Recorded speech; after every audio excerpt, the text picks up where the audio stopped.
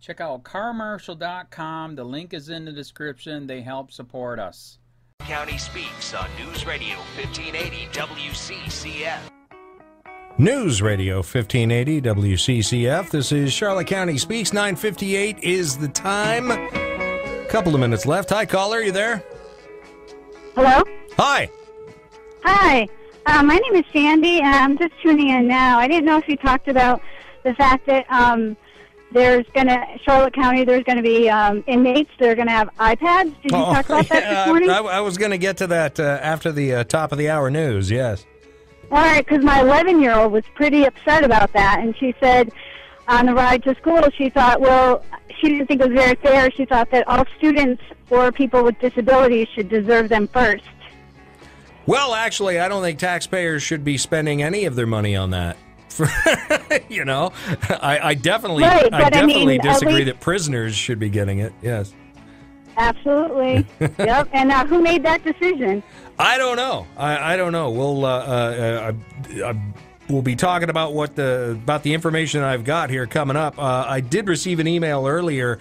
Katie Hex from the Sheriff's Department. Apparently, a lot of queries have been coming her way regarding this subject, so we'll see what more we can find out, all right? All right. I really like listening to you. Thanks. Thank you. Appreciate you listening. We have a Fox News Radio update on the way. We'll be back right after that.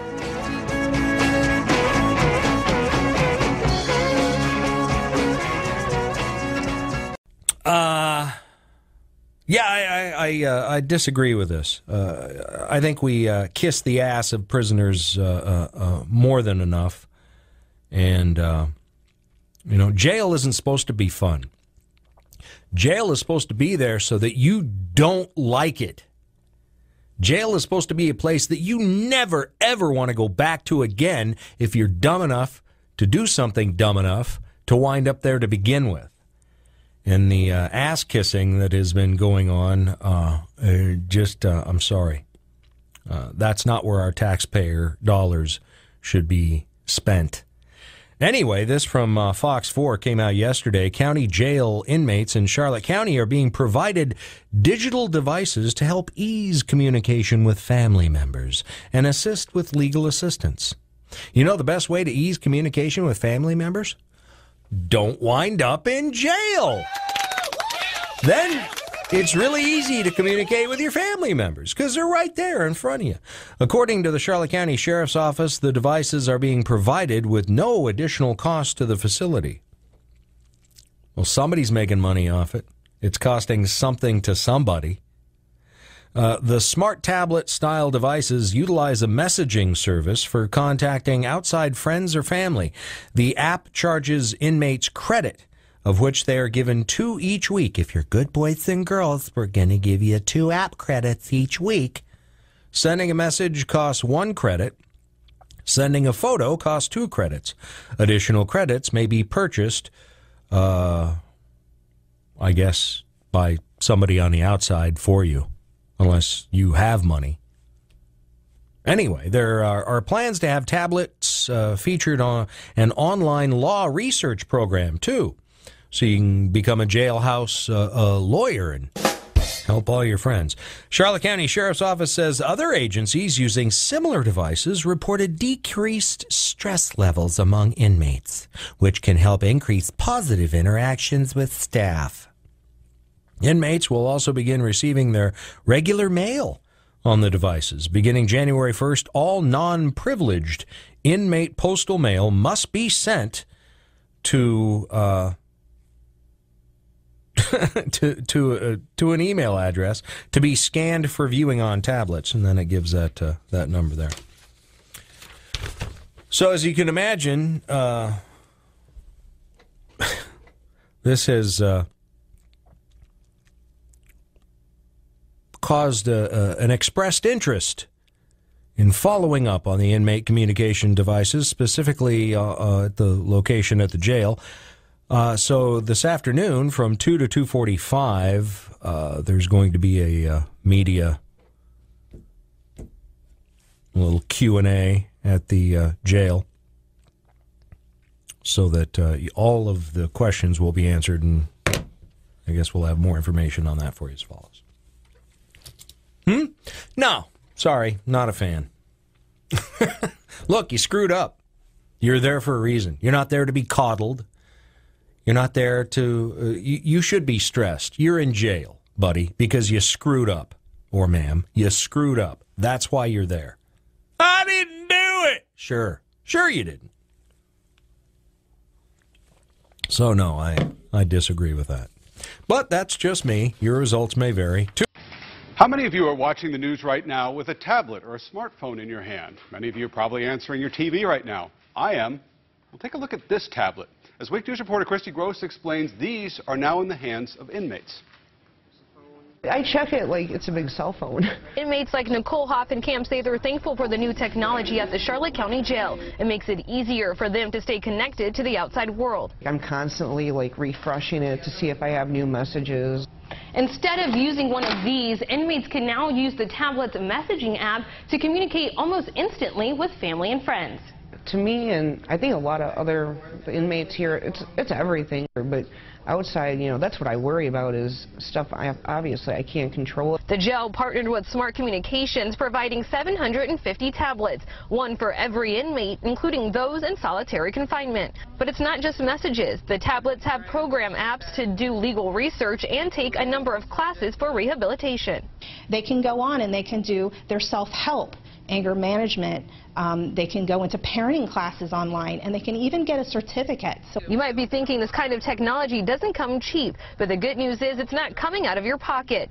Inmates pay 50 cents a message. We do not pay a dime for any of these devices. The company provides them for free. The inmates say while they enjoy the new tablets, life inside is no picnic. Can't go watch movies or surf the web. Receive a message up front.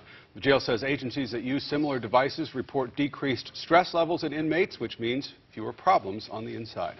Okay, well, thank you all for coming today. I appreciate having such a great showing.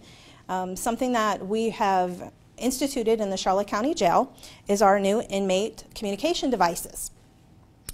What we did circa around 2015-2016 is we noticed that we were having some issues with getting all of the inmate population that we have to all of the great programs that we have on site. This is because we have very limited number of class sizes, and we have some classification issues where high-risk offenders obviously can't be with misdemeanor offenders, and we have other offenders that are of different classifications that just can't really share that classroom setting.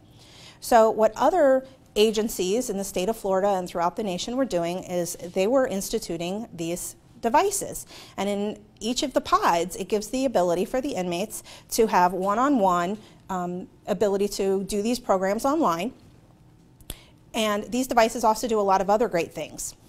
We brought you inside a housing unit for a couple different reasons. Number one is that these devices, they're locked devices, so what that means is that it can connect to an intranet, but it can't go into the internet. So it can't go anywhere outside of the facility. They can't surf the web. They can't do anything like that. And it's a locked device so that only this particular inmate that puts in their passcode can access it. When they do, they can actually access, and we're kind of just now implementing this, so all of the applications aren't on here, but everything that we have in this unit right now, we have video visitation units off to the side. You can see they're attached to the wall. We have telephones that we have attached to the wall. We have a kiosk for them to order commissary that's attached to the wall. And we have all of these things that eventually will be able to be utilized all on this one device. So it helps us be a little bit more efficient with the way that we provide products to the inmates.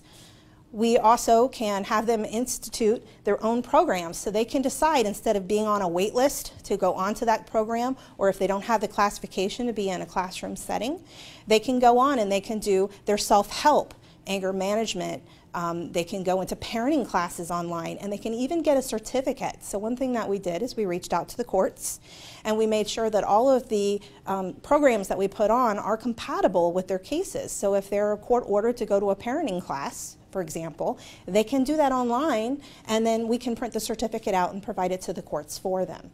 And they don't have to wait to go into a program. They don't have to wait and hope that they meet the classification to be in that.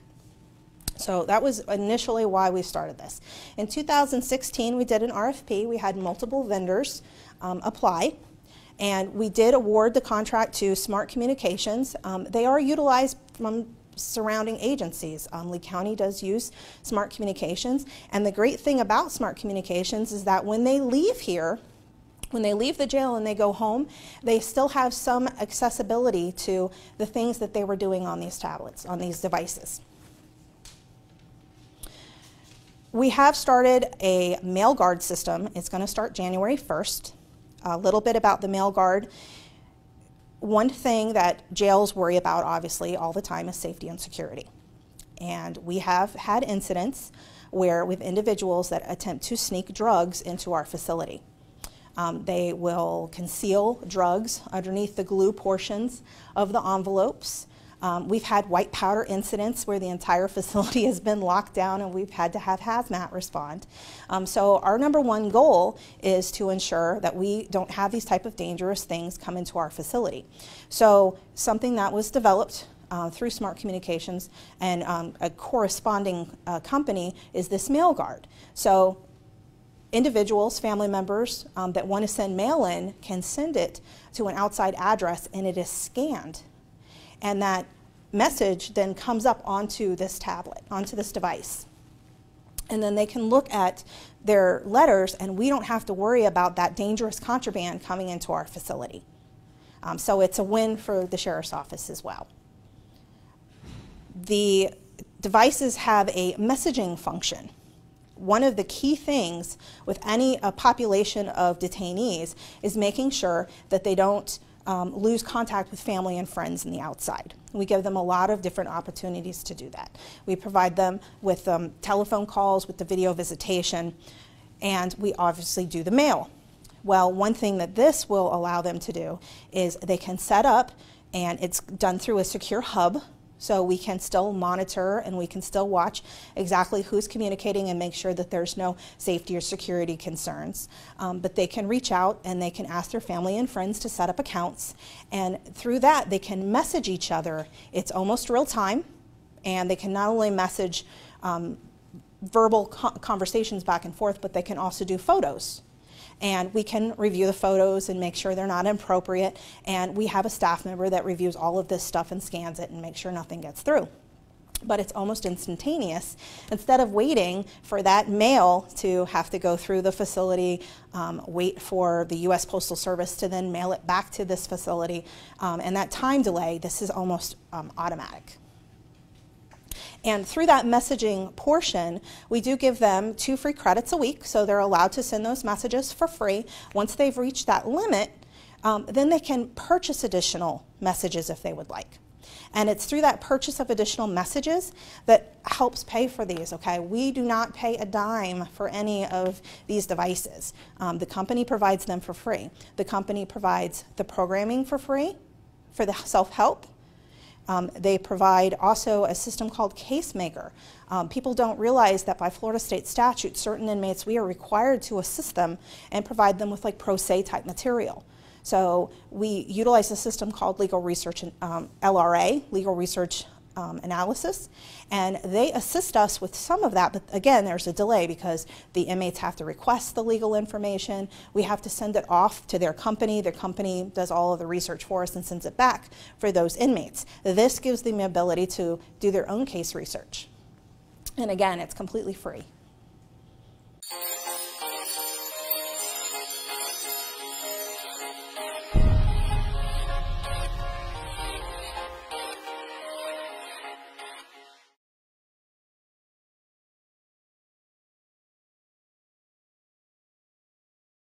Into law enforcement nowadays. And it's a nationwide trend. I've talked to sheriffs and police chiefs not only in the state but around the nation, and they're having problems hiring. We got a couple things working against us. Number one is when the economy is turning around, when it's doing well, a lot of people will go into the private sector because yes, you can make more money up front. And then secondly, everybody knows the anti-law enforcement sentiment that's been going on. So a lot of people aren't rushing into this profession.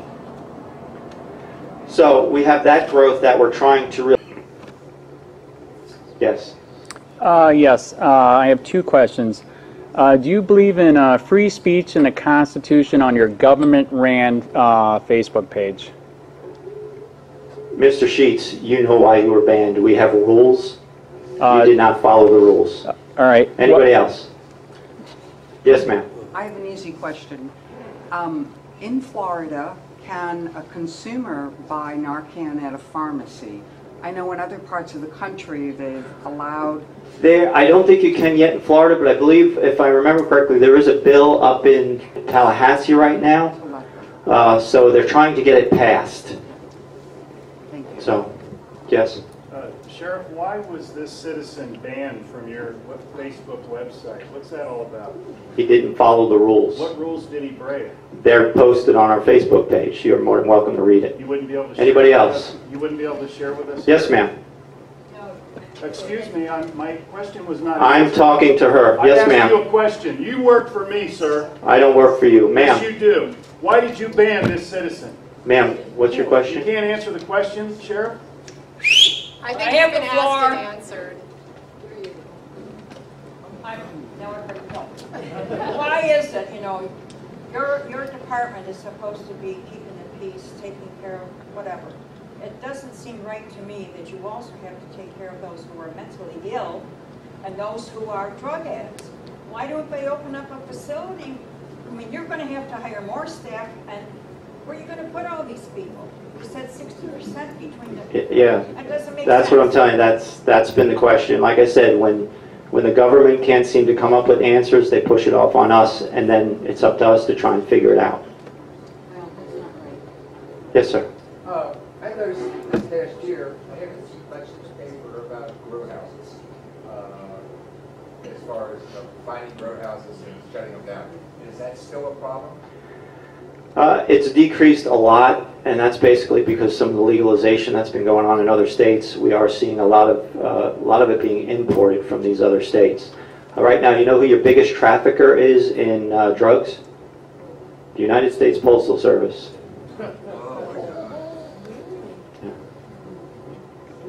Just a follow-up question. What about meth? How do you find meth operations?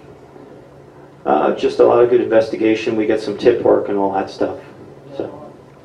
Especially for building it. Yeah, they are very explosive. You got to be very careful with them. We do have some people on our staff that are specially trained to take them apart because they are very, very explosive. Ma'am, you had a question? Oh yeah, to follow up on this immigration situation. If a Hispanic person were in an accident, Can you speak just a little louder, please? We can really hear if a you. Hispanic person, appearing person, were in an accident, it was clearly not their fault. Are you telling me that there would be no reason then that you would contact ICE? No, I don't. We don't. You don't what? We don't contact ICE on that.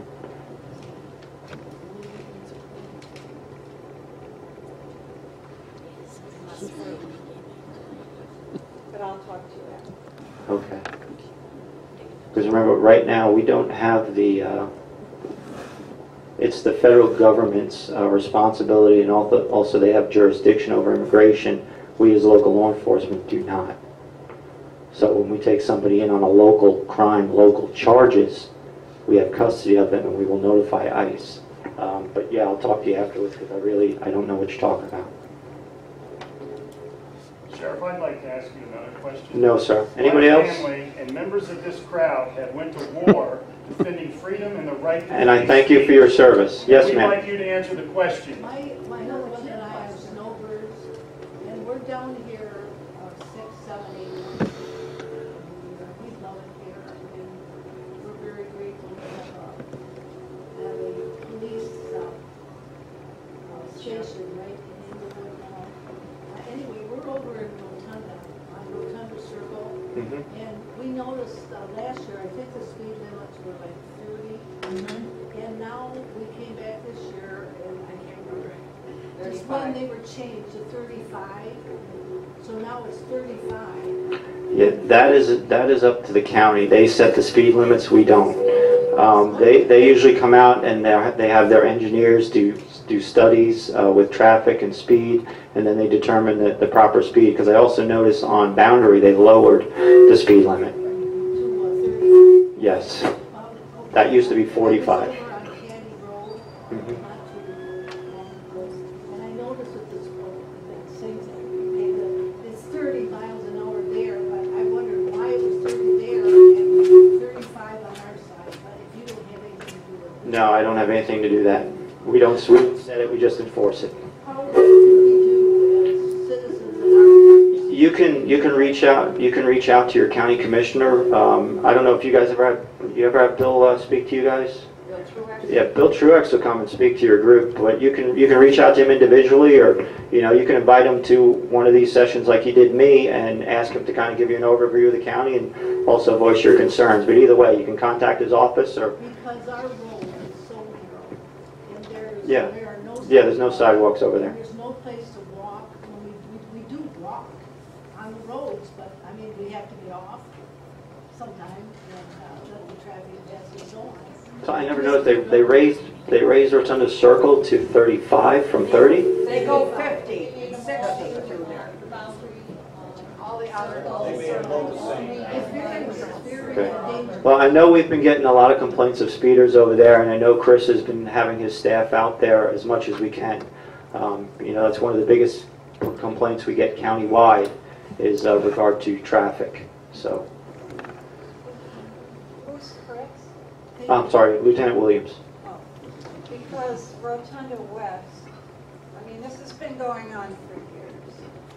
We'll advise you to call the police. So I don't think Truex is involved at all. I mean, give me a story. Let's find out. He's not going to. Well, when it comes to setting the speed limits, that is the county function. I have nothing to do with that. Now, I can make some recommendations to them, but they are going to do their studies and side with what their engineer says. No, I'm not saying that. I'm just saying that we are advised to call the police. They're speeders, yes.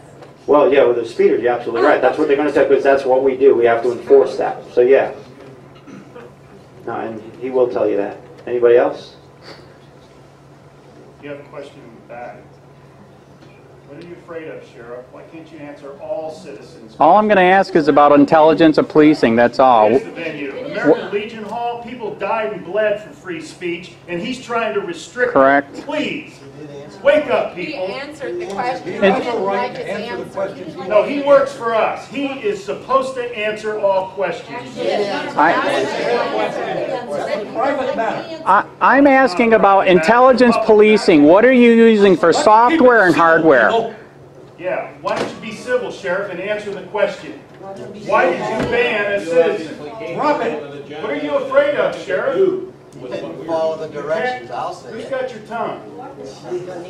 Intelligence policing, what are you using for software and hardware? That's all I'm asking. We've got a lot of different No, I'm programs. having it right here in this public meeting. That's all I'm asking. Try to force me That's out. all I'm asking.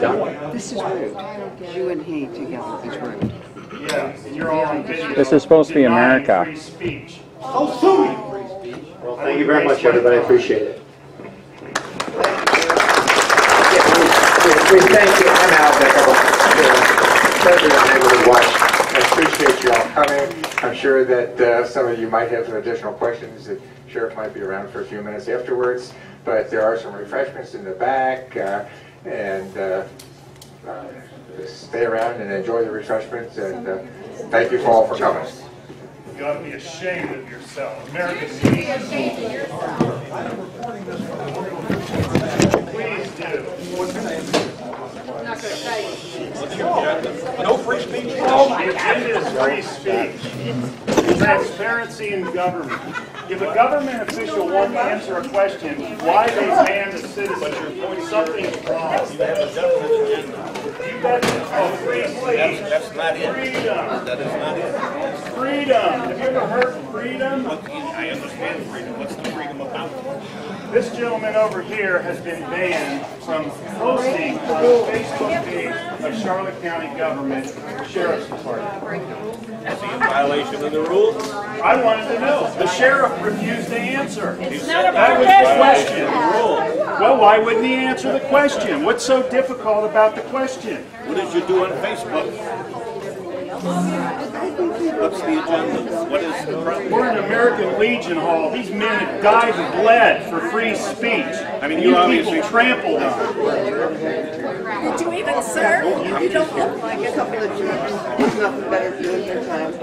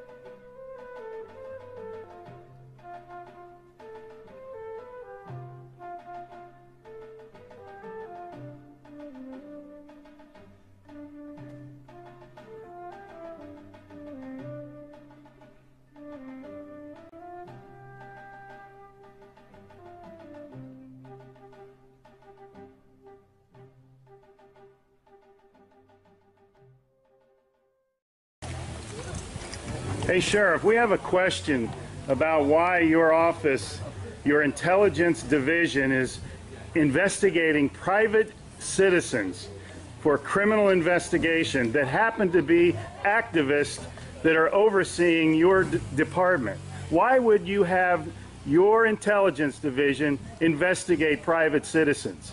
We have done...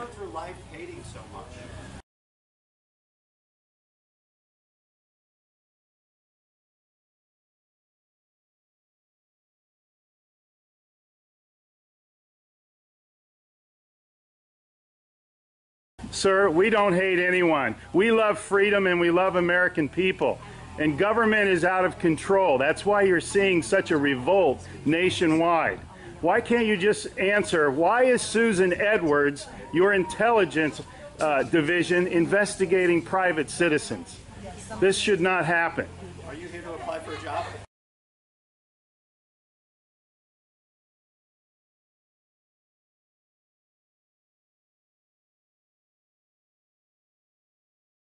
Possibly I might be applying for a job, but that's irrelevant to my question. Why would you ask that question? Well, enjoy the fair. Okay. Excuse me. Excuse you? Excuse me, sir. So those of you that haven't been on a bike before, Sheriff's getting a little too pushy.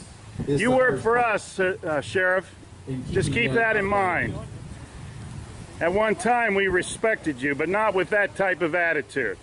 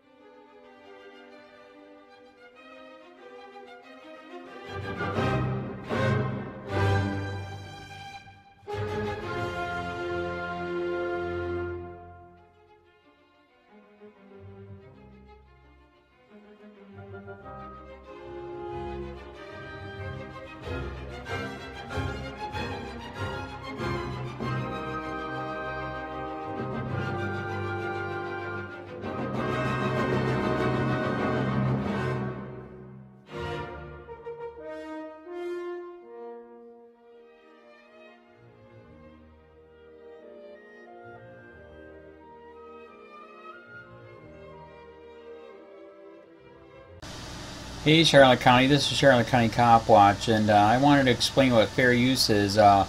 You can use pieces of news articles if you're doing it for news reporting, you have commentary, and you're doing it for education purposes. So that's what fair use is, as you can see right here.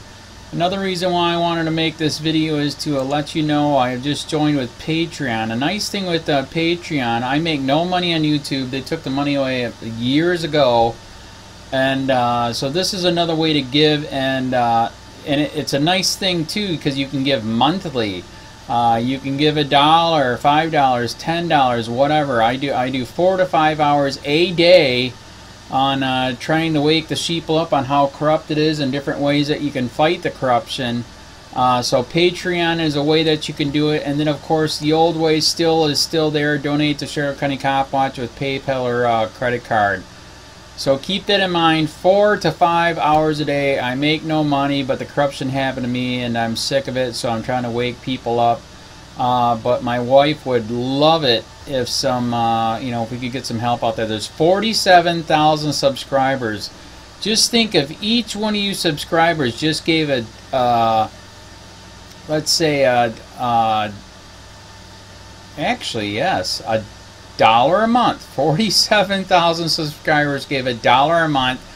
That would be awesome. That's not going to happen. But anyways, that would be great if it did happen. But do the math in your head. Just think about it. Like I said, 4 to 5 hours a day. I get no money from YouTube. YouTube has gone nuts. You can't do anything anymore.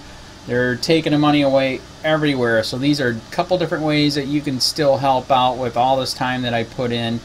And as you know, I'm in a special situation where at least I can do it. 4 to 5 hours a day. We have a cleaning company during the day. That's what allows me to do this, and we're debt free. So this is my hobby. I don't go fishing and all that other crap. I try to save the world. So help me out to make the wife happy, man. In fact, if you guys did give $1 a day, and there was 47,000 of you, and you did it, and each of you gave $1, and that was every month, oh my God, yes, I could quit. I could start suing them. Another idea too that we have is if I got some funds, we could actually contact everyone that has been ticketed and or arrested and put in jail and start sending them postcards to let them know we're here, and to see if everything went all right, and if it didn't, find out their story. So we could even do more investigations and more lawsuits. Lawsuits take money. So just think about that. 47,000 of you so far right now. $1 a day. $1 a month on Patreon, or $5 a month Patreon, 10, 20, whatever. Just do the math in your head, help out. This is a lot of work every single day. Thanks.